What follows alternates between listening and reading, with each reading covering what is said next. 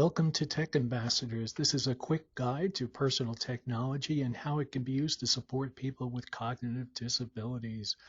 There are all kinds of teachers in this world. Any parents out there? I know that a lot of being a parent is being a teacher. And there are many teaching resources out there for special needs students in the K to 12 range. However, when you get to the adult world, the resources, at least the free resources, aren't as plentiful. When I ask my daughter when she comes back from her day hab program, how did it go today? She talks about the people that support her, and she'll say, Charmin says hello, my teacher, Charmin. So in the adult world, people with cognitive disabilities often see their DSPs, their support professionals, as their teachers, helping them learn. They help them learn job skills, social skills, independent living skills, literacy skills, you name it. That's what we do every day, either in supported employment, day hab settings, in residences, wherever we help support people, we're teaching them things. So let's take some of the existing plentiful resources out there for people that are in the K to 12 section of education and adapt them for the adult world, because there's some wonderful resources out there. Today, I'm going to focus just on one resource. It's a website run by Carla Butorac called Behavior Communicates. And if you sign up for her email, she sends out about it every week. She sends out a little video, very short, interesting lesson. And while it's directed at students, you can adapt it for your particular needs. Behaviorcommunicates.com. And the lesson that she posted today was about basically getting rid of things in the past. You know, kind of like if I failed, let me not dwell on it.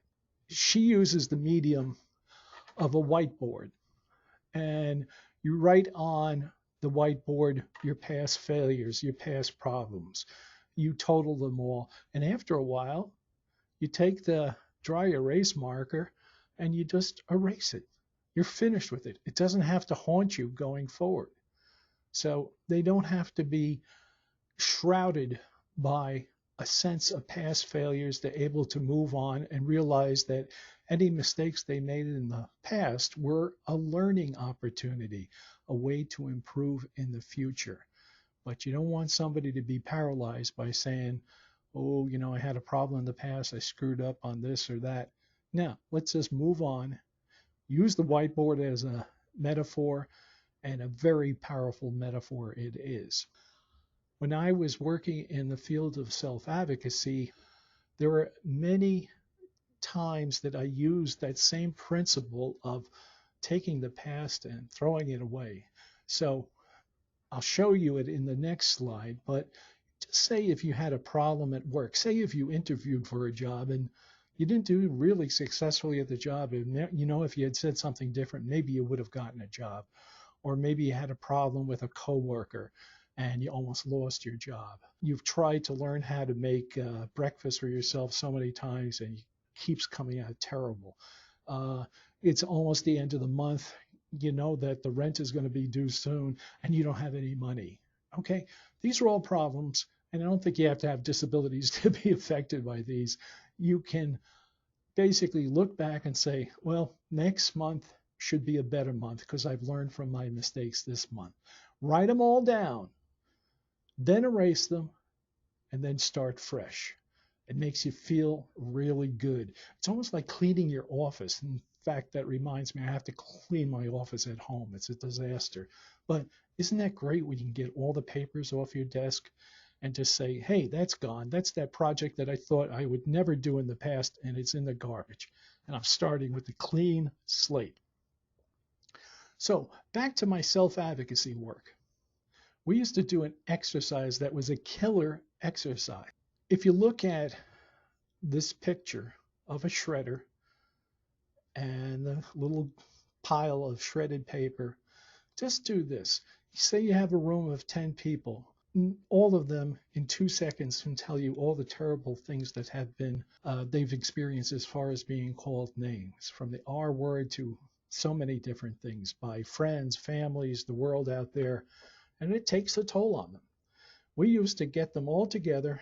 Let's write them all down on a piece of paper, and instead of just wiping the paper away, let's put it in the shredder. And I used to have lines of people lined up for the shredder, and step by step they would come in, take that terrible name that they had been called, and let it just grind away into little bits, and realize that that does not have to be my limit. I don't have to be categorized by other people. They can't call me names and have an impact on me. And you never saw so many happy faces, liberated faces after they go through this exercise. Take the whiteboard, use the whiteboard, or if you have a shredder handy and you want to make sure everybody has 5 fingers after they put their paper in the shredder, be careful, but it is such a powerful exercise. And it's exactly what Carla was talking about in her lesson plan. Here's a couple of examples from Carla's site. If there's somebody that's acting up in your group, really is causing a disturbance, and despite what you do, nothing changes, she has a lesson where she says, take their forearm, take their hand or whatever, and just draw a pause button like you have on a VCR in washable ink on their hand. And when they start escalating, just ask them, hey, John, could you hit the pause button for a second? And she said the results are amazing. All the people, all her students are used to these icons of technology like the pause button, and it really works. And perhaps it could work with your group. And she also, there are a couple of instances of Carla talking about apps that could be applied to the adult world, so you don't have to translate anything. And she talks about a app that provides a analog timer that you could use to help people with their executive functioning skills. In this video, she talks about lesson plans and the start of the lesson and the various things that the students have to complete. But you could do it the same way for somebody that's in a job situation and has multiple tasks. Say the classic McDonald's situation where, your first job is to make sure all the tables are clean, then fill the ketchup bottles, then do this and do that, but make sure that there's a time attached to it so somebody doesn't start cleaning the table for 15 minutes and all of a sudden they're behind on their other duties. So it's a great little video. So I'd encourage you to go to behaviorcommunicates.com, get on her email list. And I have no financial interest in this. I've only known her from just interacting on the web with her.